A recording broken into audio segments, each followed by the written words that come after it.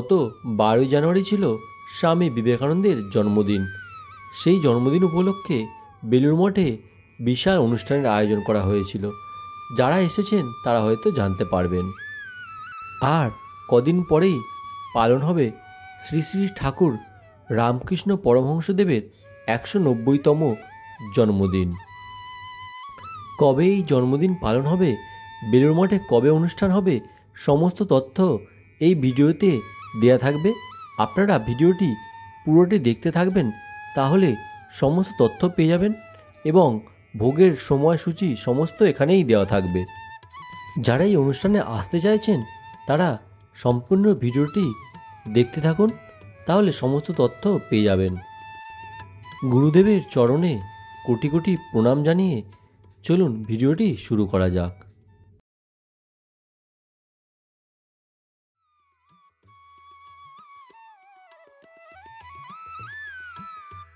আমি রয়েছি বেলুড় মঠের ঠিক মেন গেটের সামনে, আর এর অপোজিট দিয়েই চলে গিয়েছে জিটি রোড। আপনারা যারা হাওড়ার দিক থেকে আসবেন তারা বাসে করে অথবা লঞ্চে করেও আসতে পারেন। আর আপনারা যারা দক্ষিণেশ্বর হয়ে আসবেন তারা বালি স্টেশনে নামতে পারেন। এই যে দেখছেন এদিকে রাস্তাটি আসছে বালির দিক থেকে, আর এইদিকে চলে যাচ্ছে হাওড়ার দিকে। আর যারা শিয়ালদা হয়ে আসবেন তারা বালি স্টেশনে নেবে বালি থেকে টোটো ভাড়া করে চলে আসতে পারেন বেলুড় মঠ, অথবা দক্ষিণেশ্বরে পুজো দিয়ে লঞ্চে করে চলে আসতে পারেন বেলুড় মঠে। রামকৃষ্ণ মিশন সম্পর্কে নতুন করে কারোর কিছুই আর বলার নেই। সমস্ত বাঙালি জাতির কাছে এটি একটি গর্বের বিষয়। শ্রী শ্রী ঠাকুর রামকৃষ্ণ পরমহংসদেবের প্রধান ও প্রিয় শিষ্য ছিলেন স্বামী বিবেকানন্দ। এই স্বামী বিবেকানন্দ 1997 সালের 1 মেতে এই রামকৃষ্ণ মিশন বা বেলুড় মঠের প্রতিষ্ঠা করেন। আপনারা যখন বেলুড় মঠে প্রবেশ করবেন তখন প্রথমেই দেখতে পাবেন রামকৃষ্ণ মিশন বিবেকানন্দ ইউনিভার্সিটি। এটি বিশাল বড় একটি ইউনিভার্সিটি। আর এই ইউনিভার্সিটির ঠিক অপোজিটেই রয়েছে রামকৃষ্ণ মিশন বিদ্যা মন্দির। এখানে বিভিন্ন প্রকারের কোর্স করানো হয়। আপনারা চাইলে আপনাদের যদি ছেলে মেয়ে থাকে আপনারা এখানে এসে খোঁজখবর নিতে পারেন। এখানে প্রচুর রকমের কোর্সের ব্যবস্থা রয়েছে। হয়তো আপনারা জানেন, তবু আপনাদেরকে একটি বিষয় এখানে জানিয়ে রাখি। যদি আপনারা দক্ষিণেশ্বর হয়ে বেলুড় মঠ আসেন তাহলে দক্ষিণেশ্বরে বেশি সময়টা কাটিয়ে তারপর মোটামুটি 4টের পরে বেলুড় মঠ আসুন। কারণ এই যে দেখছেন এই যে গেটের বাইরে বসে আছেন, এখন বেলুড় মঠে গেট দেওয়া রয়েছে, তাই যাত্রীরা বাইরে অপেক্ষা করছেন। বেলুড় মঠে 11:30 থেকে 4টে পর্যন্ত গেট বন্ধ থাকে, 4টের পরে গেট খোলা হয়। তাই যারা বেলুড় মঠ আসতে চাইছেন তারা সকালের মধ্যে বেলুড় মঠে ঢুকে যাবেন, তাহলে প্রসাদ পেয়ে তারপর আপনারা বিকেলের দিকে বেরিয়ে যেতে পারেন। রামকৃষ্ণ মিশনের পাশ দিয়ে আসলে দেখতে পাবেন রামকৃষ্ণ মিশন চ্যারিটেবল ডিসপেন্সারি। এখানে সুলভে চিকিৎসা করা হয় এবং ওষুধও প্রদান করা হয়। এই বেলুড় মঠের পাশ দিয়ে যে রাস্তাটি চলে এসেছে, এই রাস্তা ধরে চলে আসলেই দেখতে পেয়ে যাবেন গাড়ি পার্কিংয়ের জায়গা। এখানে আপনারা কেউ যদি 2 চাকা নিয়ে বেলুড় মঠ ঘুরতে আসতে চান এখানে গাড়ি পার্কিং করতে পারেন। আর এর ঠিক অপোজিট দিয়ে যে রাস্তাটি রয়েছে সেখান দিয়ে চলে যাচ্ছে সোজা ঘাটের দিকে। এই যে দেখছেন টোটোগুলো দাঁড়িয়ে রয়েছে, এই টোটোগুলোর পাশ দিয়ে সোজা রাস্তাটি চলে গেছে ফেরিঘাটের দিকে। বেলুড় মঠের সামনের দিকে দেখালাম যে আপনারা কিভাবে আসবেন। এবারে চলুন পিছন দিক দিয়ে নিয়ে যাই। আপনারা যদি কেউ দক্ষিণেশ্বর হয়ে বেলুড় মঠ আসতে চান, ফেরিঘাটে নেবে কোন রাস্তা ধরে আসবেন চলুন আপনাদেরকে দেখিয়ে দিই।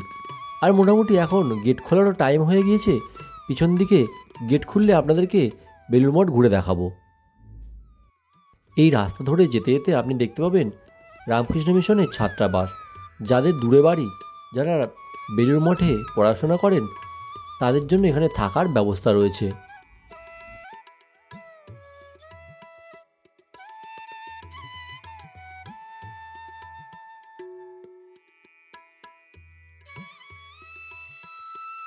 এই রাস্তাটি ধরে সোজা চলে আসলেই দেখতে পাবেন ফেরিঘাট। এই ফেরিঘাটটি দেখলে আপনার মনে হবে না যে এটা একটি ফেরিঘাট, দেখলে মনে হবে কোনো একটি মেট্রো স্টেশনে আপনি পৌঁছে গিয়েছেন। চারিদিকটা খুব সুন্দর করে সাজানো, ঝাঁ চকচকে পুরো ফেরিঘাটটি।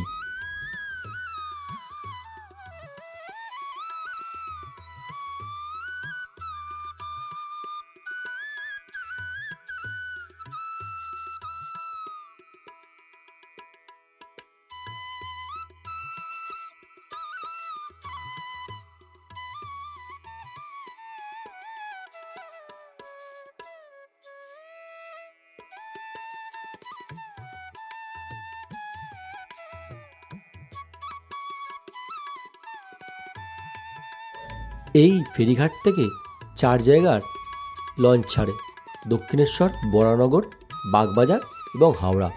সমস্ত ডিটেলসটি এখানে দেওয়া রয়েছে, আর টাইম টেবিলটা এখানে রয়েছে, আপনারা পজ করে দেখে নিতে পারেন।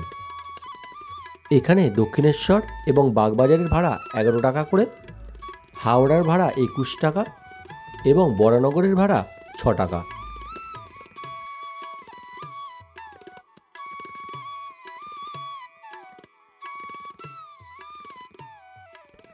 এই যে দেখছেন বেলুড় মঠে যাবার রাস্তা, লঞ্চ ঘাট থেকে 2 পা হাঁটলেই রয়েছে বেলুড় মঠের পিছন দিক দিয়ে ঢোকার গেট। আর গেট দিয়ে ঢুকলেই আপনি দেখতে পাবেন গেস্ট হাউস। যারা দূর দূরান্ত থেকে আসে তারা এখানে থাকারও একটি ব্যবস্থা রয়েছে।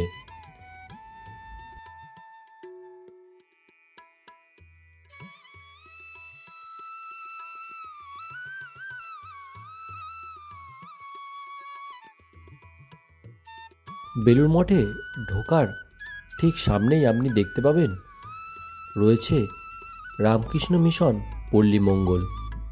এখানে পাওয়া যায় গ্রামীণ হস্তশিল্পের সমস্ত রকম দ্রব্যাদি। আপনারা অবশ্যই একবার এখানে ভিজিট করতে পারেন।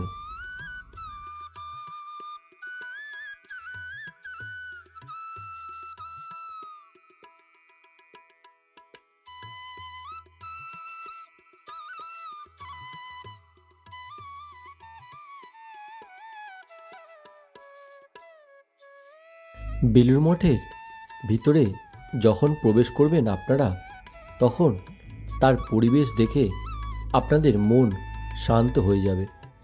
বাইরের পরিবেশ আর মঠের ভিতরের পরিবেশ একেবারেই আলাদা। আমি যখনই বেলুড় মঠে আসি তখন বাইরের জড়জাগতিক বিষয় থেকে যেন মন কোথায় চলে যায়। বাড়ির সংসারের চিন্তা, সংসারের দায়িত্ব সমস্ত কিছুই যেন হারিয়ে যায়। বাইরের কত কোলাহল সব কিছু যেন নিমেষের মধ্যে এর ভিতরে ঢুকলে যেন ম্যাজিকের মতো সব উধাও হয়ে যায়। মঠের ভিতরে ক্যামেরা করা একেবারেই নিষিদ্ধ, তাই যতটা সম্ভব আমি আপনাদের কাছে তুলে ধরার চেষ্টা করছি। এই অপূর্ব সুন্দর পরিবেশ, আর পাশ দিয়ে বয়ে চলেছে মা গঙ্গা। এই শান্ত আর নিরিবিলি পরিবেশে আপনাদের খুবই সুন্দর লাগবে। আমি হয়তো জানি আপনারা বারবার এখানে আসেন, কেউ হয়তো অনেকবারই বেলুড় মঠে এসেছেন, তবুও আপনারা যতবারই আসুন না কেন বেলুড় মঠ কোনোদিনও পুরনো হয় না, সর্বদাই যেন নতুন থেকে যায়। এটি হলো সমাধিক্ষেত্র। রামকৃষ্ণ পরমহংসদেবের 7 শিষ্যের এখানে অগ্নি আহুতি দেওয়া হয়েছিল। আমার যারা ভিডিও দেখছেন তাদের মধ্যে অনেকেরই হয়তো বই পড়ার নেশা আছে। অনেকেই হয়তো বই পড়ে বা ভিডিওর মাধ্যমে শ্রী শ্রী ঠাকুর রামকৃষ্ণের জীবনী আর বিবেকানন্দের জীবনী অনেকেই জানেন।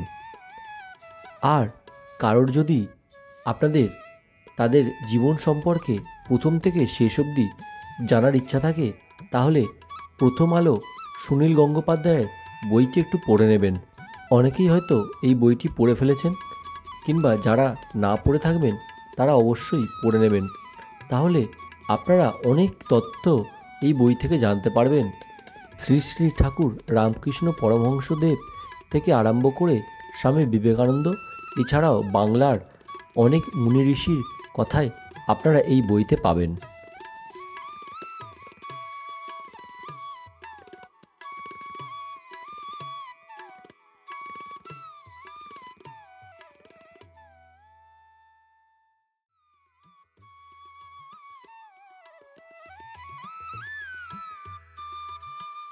এই যে দেখতে পাচ্ছেন এগুলি সম্পূর্ণটাই ফুলকপি, আর পাশ দিয়ে লাগানো হয়েছে টমেটো গাছ।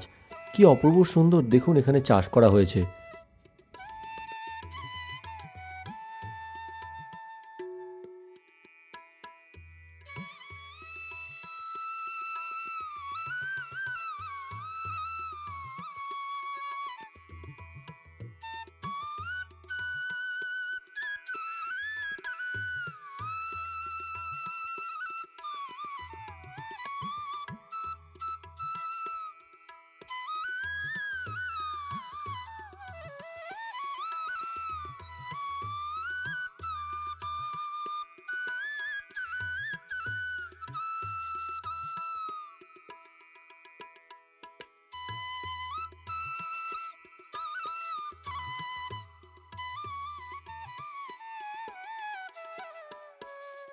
এখানে অনেক কটি ছোট ছোট এরকম মন্দির রয়েছে।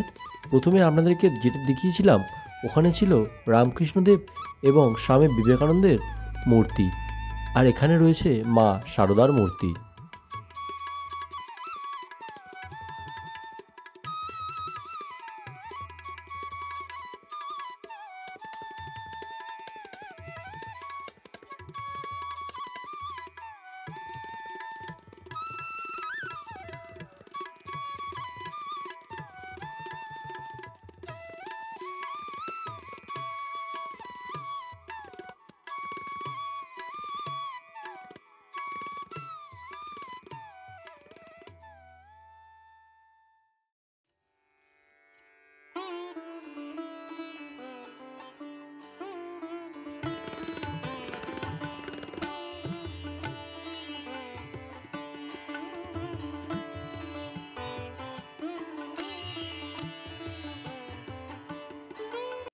এটি হলো শ্রী রামকৃষ্ণ পরমহংসদেবের এক প্রধান শিষ্য স্বামী ব্রহ্মানন্দের মন্দির। স্বামী ব্রহ্মানন্দ ছিলেন রামকৃষ্ণ মঠ ও মিশনের প্রধান অধ্যক্ষ। ওনার দেহ এই স্থানটিতে অগ্নিসমর্পণ করা হয়েছিল, তাই এখানে মন্দির গড়ে তোলা হয়েছে।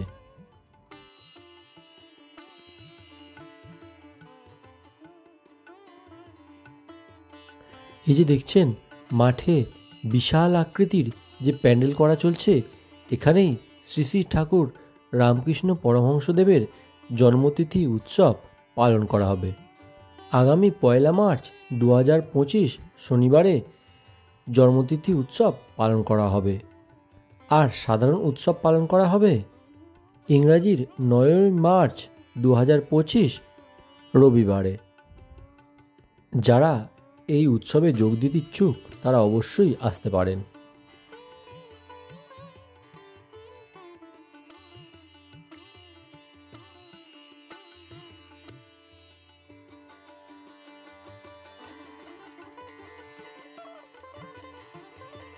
এরপর আমি চললাম স্বামীজির আবাসস্থলে।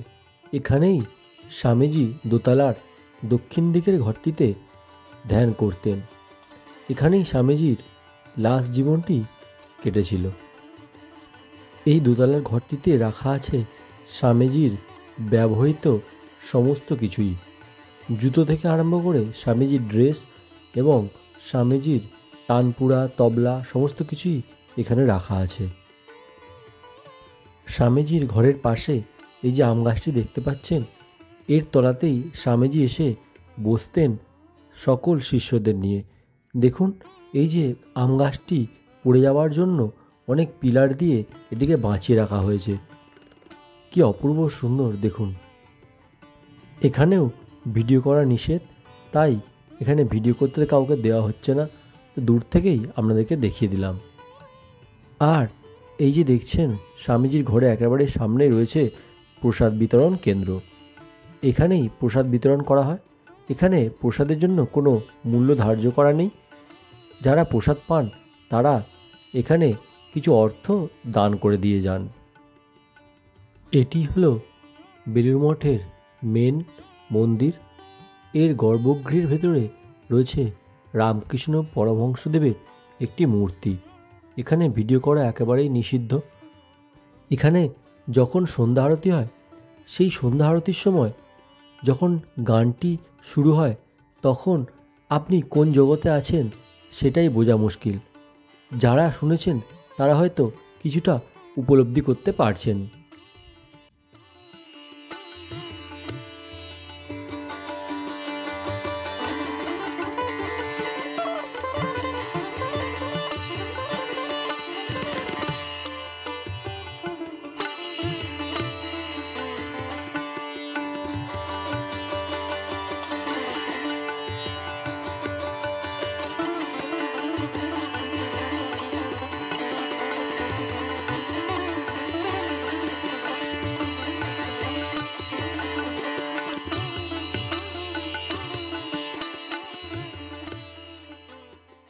এখানে রয়েছে কিছু বইয়ের স্টল।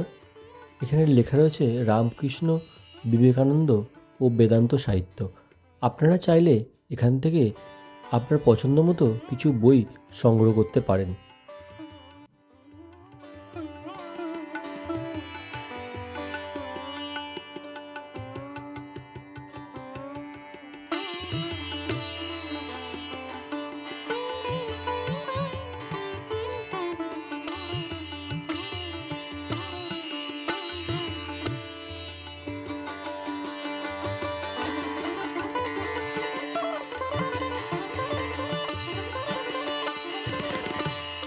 স্বামীজির আমেরিকা যাত্রা এবং বেলুড় মঠ প্রতিষ্ঠার সমস্ত কিছু এখানে প্রদর্শনীর মাধ্যমে তুলে ধরা হয়েছে।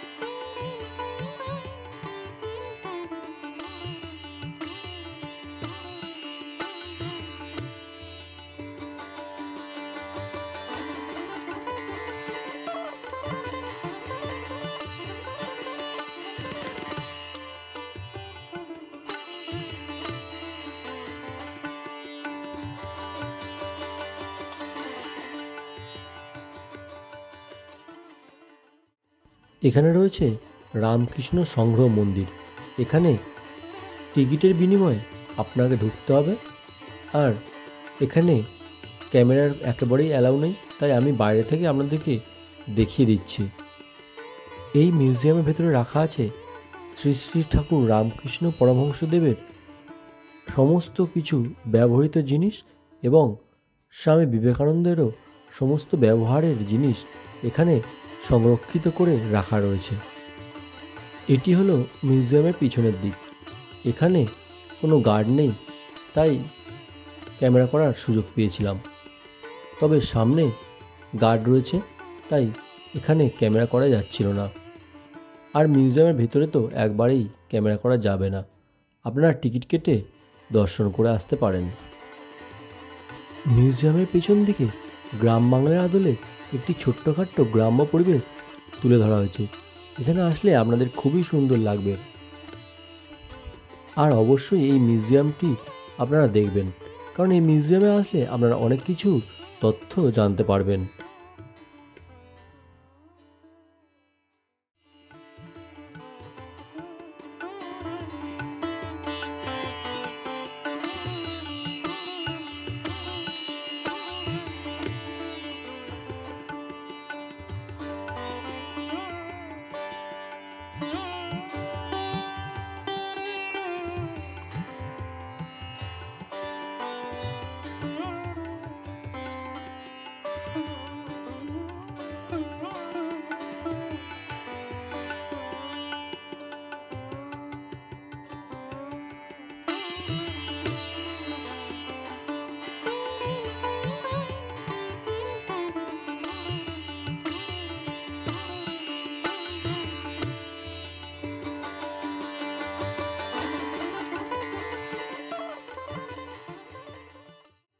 এই যে জায়ান্ট স্ক্রিনগুলি দেখছেন, এই জায়ান্ট স্ক্রিনে সন্ধ্যা আরতির সময় সমস্ত সন্ধ্যা আরতিটা এখানে তুলে ধরা হয়।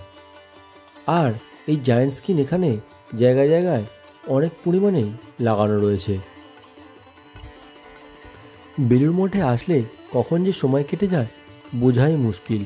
আপনারা সকালে আসলে কখন যে দুপুর গড়িয়ে বিকেল হয়ে যাবে কোনো টেরই পাবেন না, কারণ এটি ঘুরতেই আপনাদের প্রচুর টাইম লাগবে। আর তারপরে এত সুন্দর সবুজ ঘাসের উপরে আপনারা গঙ্গার পাড়ে যদি বসে থাকেন তাতেই অনেকটা সময় কেটে যায়। বাড়ি থেকে এত কাছে হওয়া সত্ত্বেও বেশি আশা হয়ে ওঠে না, কিন্তু যখনই আসি তখন আর বাড়ির ফিরে যাওয়ার মন চায় না। কিন্তু উপায় তো থাকে না, ফিরতে তো হয়। সেই সংসারের জাঁতাকল অপেক্ষা করে রয়েছে আমাদের জন্য। শেষবারের মতো স্বামীজির ঘরের দিকে প্রণাম জানিয়ে বেরিয়ে পড়লাম বাড়ির পথে। হয়তো স্বামীজি এই ঘরের সামনেই গঙ্গার দিকে মুখ করে ধ্যানে বসতেন। কি অপূর্ব সুন্দরী না সেই সময় ছিল। দেখলে মনে হয় যেন আজও তিনি ধ্যান করছেন সেই একইভাবে।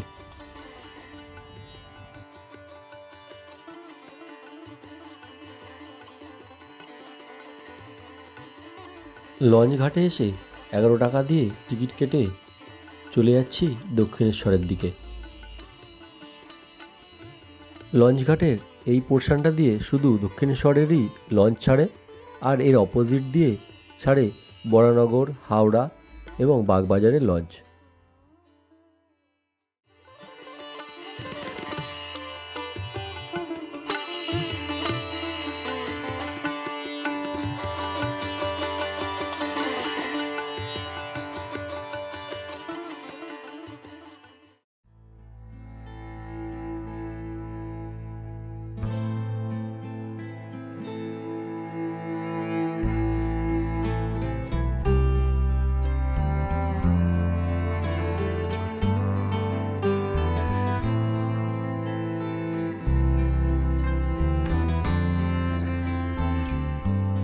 সপ্তাহের যে কোনো দিনের তুলনায় রবিবারটিতে ভিড় থাকে এই দক্ষিণেশ্বর থেকে বেলুড় মঠ যাওয়ার লঞ্চটিতে।